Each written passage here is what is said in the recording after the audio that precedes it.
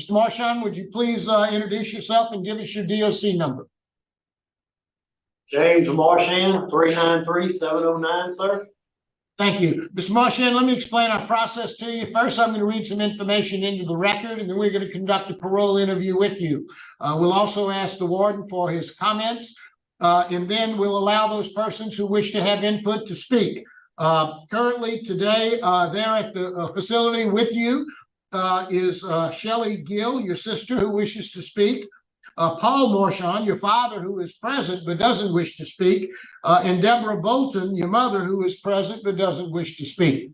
After we have that hearing, you'll have an opportunity to say whatever you'd like to say to the board, then we'll vote. You understand our process, sir? Yes, sir.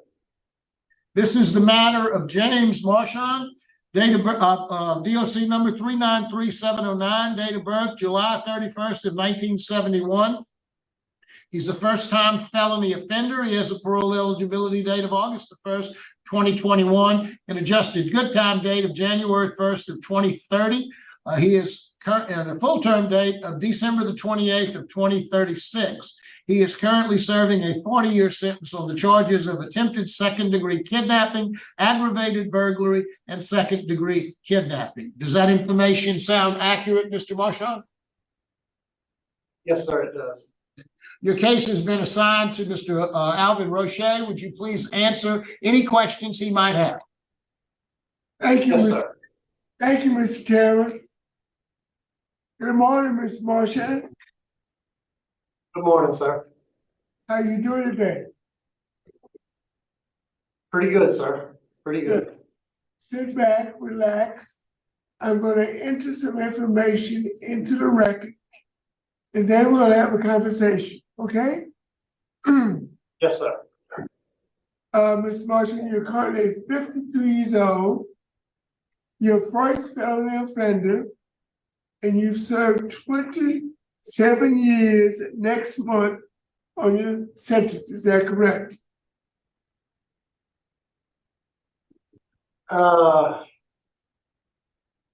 Next, I thought it was September, but I could be wrong. Your I thought it was your full-term date is December 2036. Is that correct? I think so, yes, sir. I haven't looked at the paper in a minute. So basically, your full term is 13 years away. You got a 40-year sentence. So basically, you've served or got credit for 27 years. Yes, sir. Okay. And your last hearing was on January 5th, 2022. Is that correct? Yes, sir. That was 22 months ago, and you got denied. And you got denied for victim opposition, failure to complete rehabilitative programs, a history of drug and alcohol abuse, and law enforcement opposition. Is that about right? Yes, sir. So That's with the board. tell me exactly what you've done in the last 22 months about your addiction to drugs and alcohol. Yes, sir. 1 second. May I speak with the warden real quick, sir? Yes. Thank you, sir. Now, what did they say?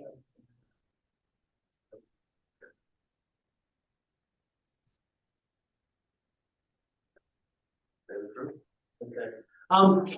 I have been attending different classes, sir, but what I wanted to say and what I spoke with the warden about, I don't know what happened last board, but I have all the completed classes.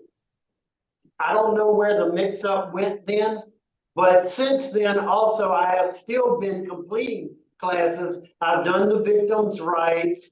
We do the AANA. I've done the victim letter training. Sir, Yes, sir. we'll read you the notes from the last hearing. Yes, sir. A strong indication that you need substance abuse treatment. What substance abuse courses have you completed in the last 22 months? I don't understand. I don't know if you would call it completed, sir. I would call it continued. We have the AANA here. Sir, NAAA is meetings. What programs Okay. have you completed to deal with your substance abuse issues? Have you completed living in That balance? would be, Have you completed living in balance? yes, sir, I do have. We have living in balance. That was in 2013. Okay, I have completed already the living in balance class. Okay. In the last few months since the last board, Yes. the only classes that I've really completed, sir, is education and all victims' rights. I'm just trying to learn what I'm supposed to do with that. So You you have not yes, completed sir. good time classes in the last 22 months? No, sir. The classes that I've completed good time, I've already completed. Warden, He has completed victim impact training last year in September of last year. As far as good time classes, I think that was the only one that he completed since last year. so you've only completed victim impact training. So tell me about some of the other educational programs that you've completed in the last 22 months. I have with the two-lane law, they have came in. I haven't gotten the certificates in for them yet of this year. With Professor, I keep forgetting the lady's name. We've had the educational training every year for the inmate councils with the post-conviction and everything. You know, we just educational classes this year so far. So tell me about the community service or any organizational participation you participated in the last 22 months. Oh, well, as I said, sir, you call it, or I call it a class where we have the meetings with the AANAs with our groups here. I mean, that we have a group of offenders here, and that's what we do. We have meetings, we talk about everything. So tell me about your disciplinary conduct the last 22 months. I haven't had a write-up since 2010. 2010. 2010, right? Yes, sir. Okay. So basically, I need to see some positive activity since your last hearing. And all you tell me is that you go to NAAA and you're taking some kind of program at Tulane, but you have no documentation. Yes, sir. That paperwork hasn't come in yet from the professor. I mean, I work every day, 7 days a week. I keep my nose clean. I stay to myself. Okay, Mr. Marshall, what's your current job assignment? Inmate counsel and K9. You work with the canines. Yes, sir. How long have you been working with the dogs? For right at a year now. Okay. Are you a trustee? Yes, sir. What level? Level 2, sir. Any vocational skills? I mean, I have a Blackstone's paralegal degree. I got my GED. I've been trained with the AIDS. I'm getting so nervous here.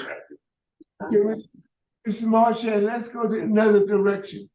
Were you employed at the time you were incarcerated? Yes, sir. Yes, sir.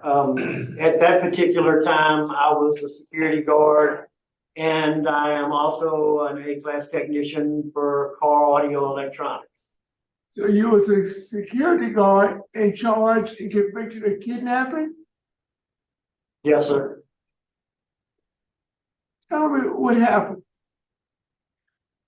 I don't honestly remember what started the argument. Me and Miss Kane were on again, off again, and I went to the residence, and basically, all in a nutshell, I was being a butt. I showed my butt. I did things that I had no right doing to any person. I mean, I was a monster that night, to put it plain and simple. I mean, I had no right to do that. Why did you hold those persons hostage?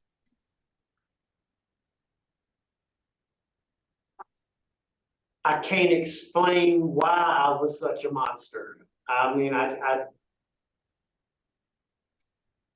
know that I was mad. I know that I was argumentative.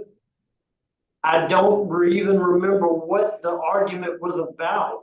And I just, I wish I could take it all back, because there was no reason in the world. I've sat in my bed trying to think, why did you do this? And I cannot come up with any explanation that would make it sound justifiable. I mean, I was just wrong. Okay, you've been at Elaine Hunt for 11 years. Am I correct? Yes, sir. So Yes, sir. tell me why the write-ups automatically stopped when you were transferred to Elaine Hunt. To be honest with you, my mother. When I came to a new facility, my mother had tears in her eyes, and she asked me to stop catching write-ups because she was tired of having to come visit me with me being in trouble, and that broke me down. And that's a good answer. And that's a good reason. Now, you lost 227 days good time. But the good thing about it is your disciplinary conduct has been so good that all 227 days have been restored. Yes, sir. And that tells me that your conduct's been really good. So let's talk about opposition. You have opposition from the East Baton Rouge District Attorney's Office. First Assistant District Attorney Tracy Barbera has submitted a statement in opposition, and you have also opposition from law enforcement, and you have opposition from the victim. And in fact, you have opposition from both of the victims. There's nothing you can do about it, but I just needed to let you know that you do have opposition from both of the victims of your offenses. Yes, sir.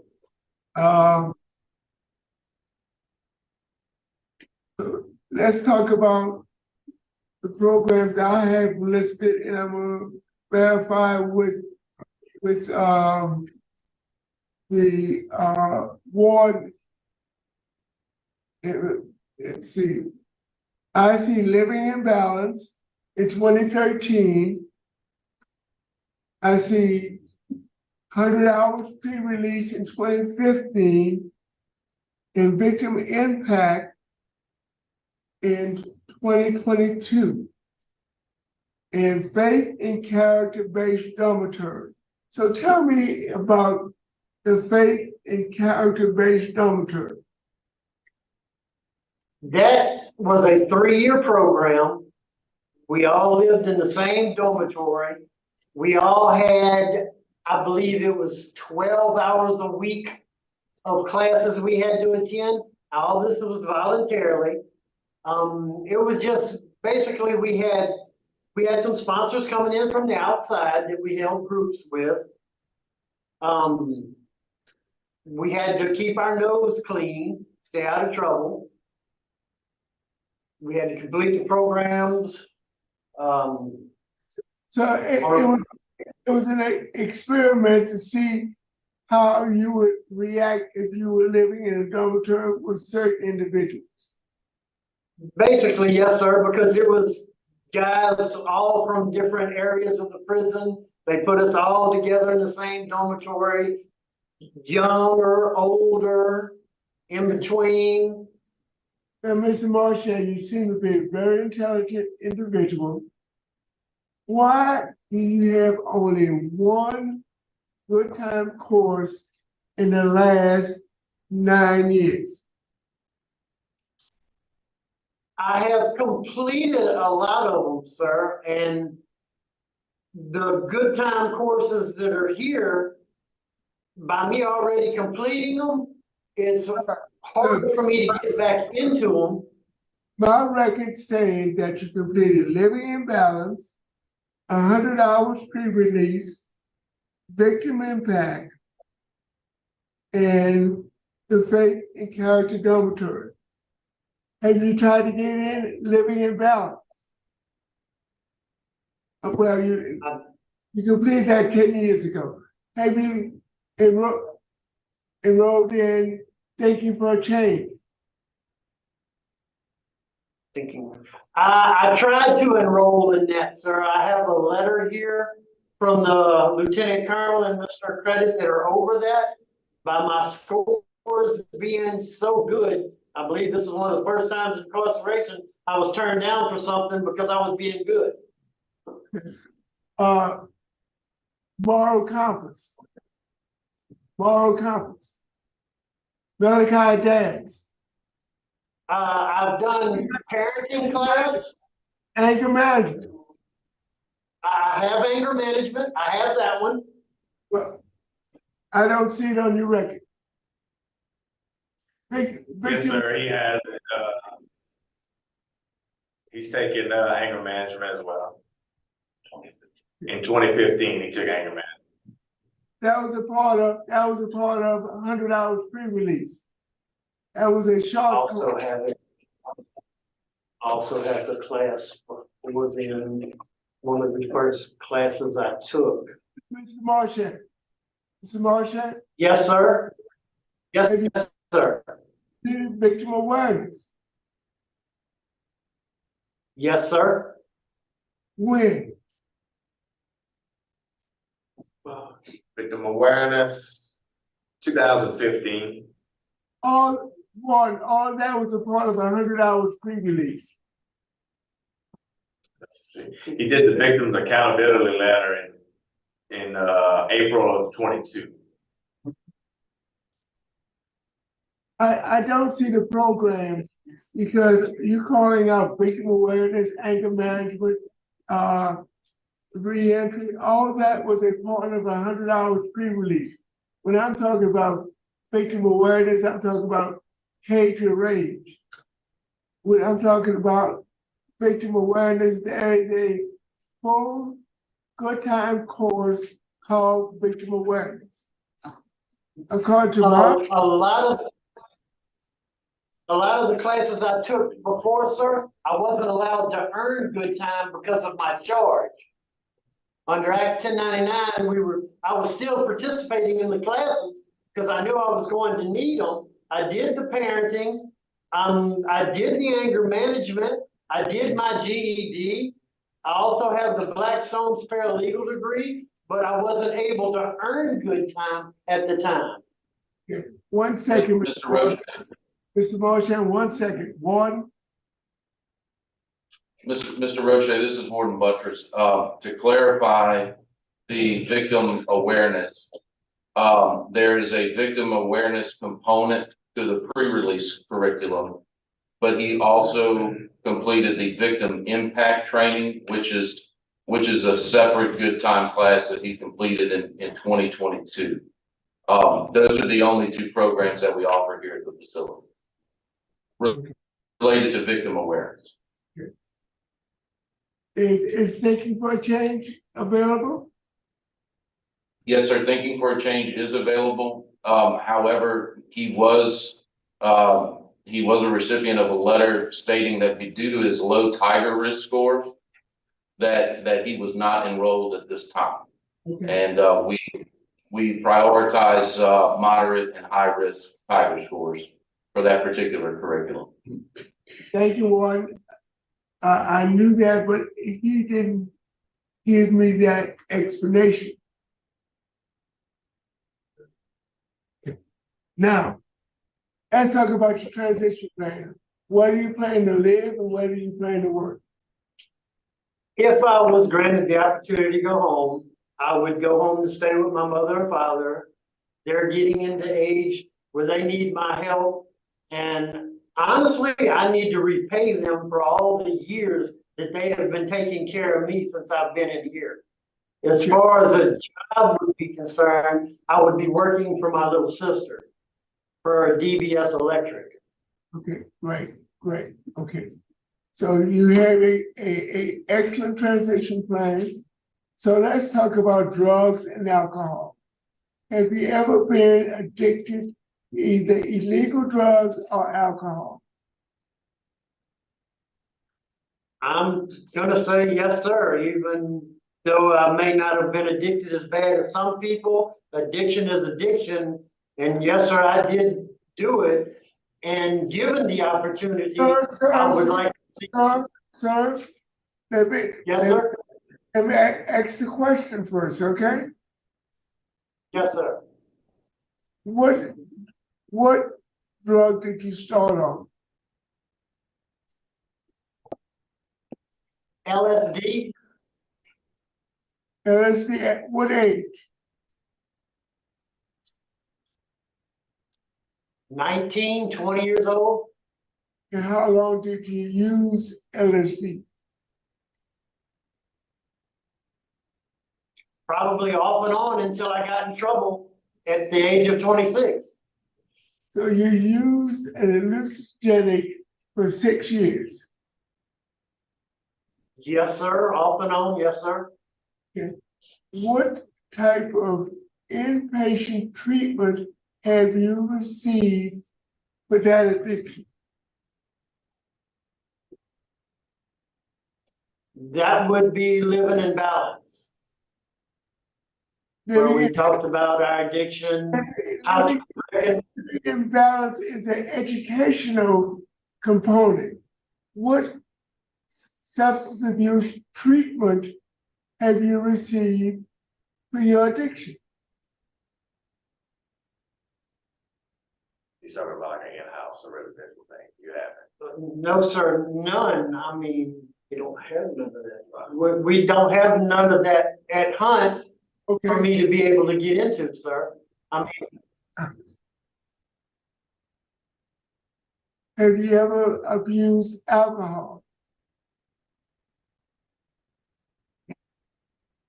have I drank before? Yes, sir. Have I been drunk before, inebriated? Yes, sir. There's a difference between social drinking and abusing alcohol. Have you ever used or abused alcohol? Or were you a Not social? to my knowledge, sir. I mean, I drank with my friends. Was it something I did every day? No, sir. I didn't do it every day. I mean, I've been drunk before. I mean, I'm not understanding.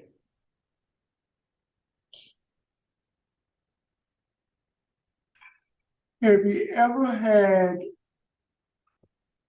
the urge or need that you must have some alcohol? Oh, no, sir. So you No. were a social drinker. Yes, sir. Have you ever been arrested for DWI? No, sir. Warden, would you like to chime in and give me some information or observations? Yes, sir, Mr. Roche. James is a little nervous today, and he's not articulating himself as well as he did in our pre-parole interview. We spoke in length about his addiction and the issues, his incarceration, and he basically told me that he was arrogant, angry, he was on drugs, he was taking steroids, he thought he was a macho man.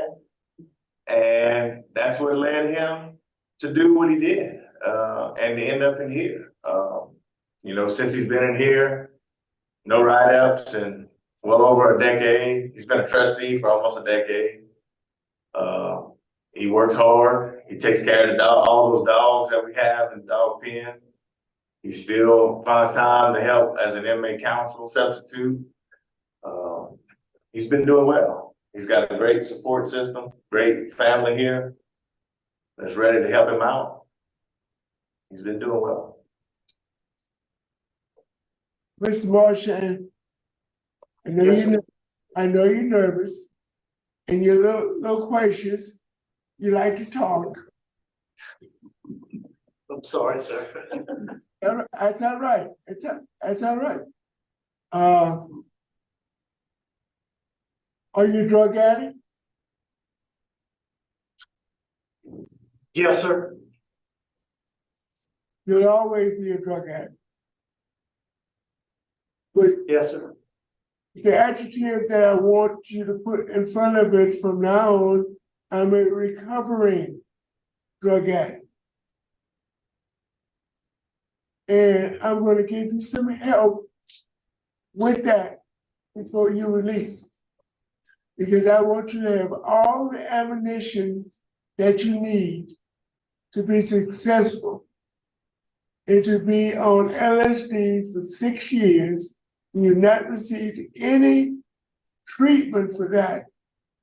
I think you need it before you release. So when you go to work for your sister, you will be successful.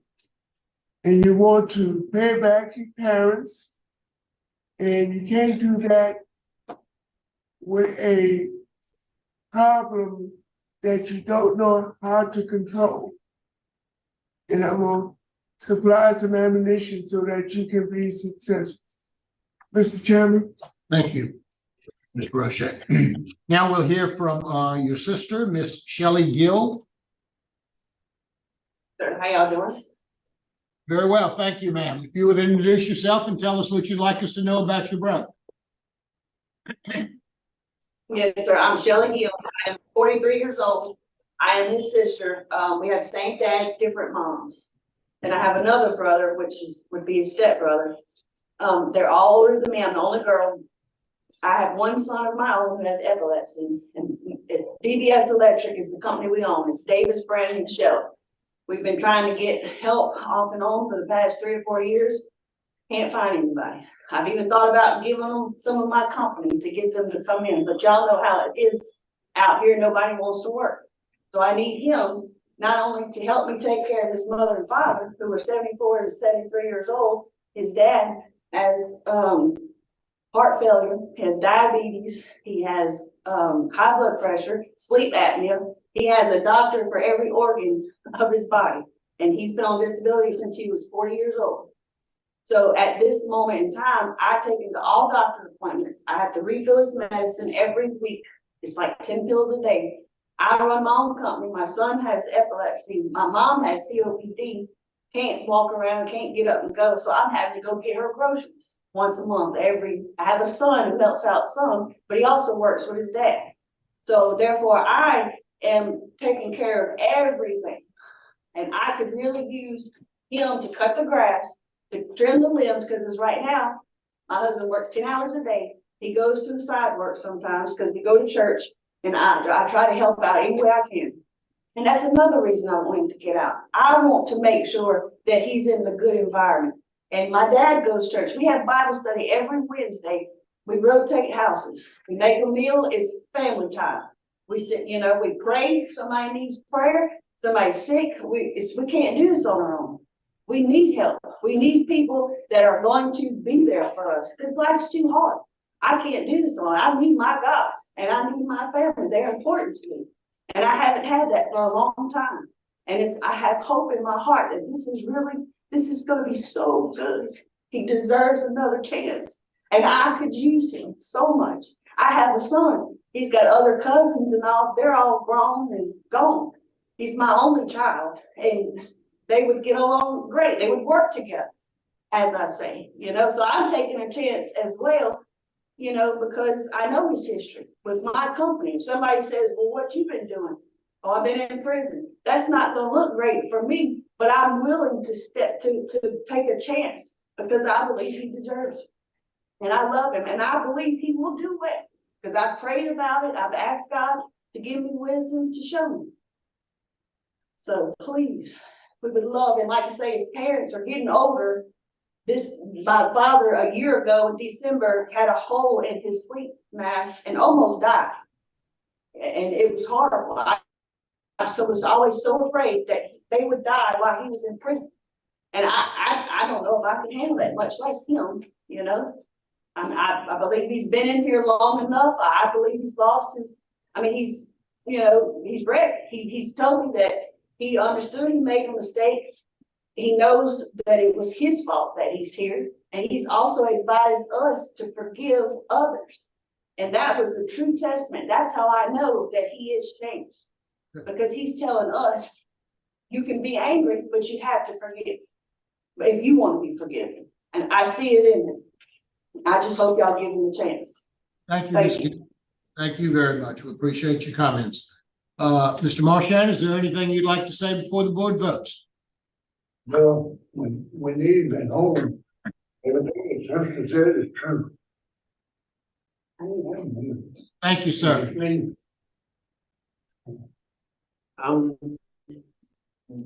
With all due respect, sir, given the opportunity, I will not disappoint the board. I know there's still things I need to work on.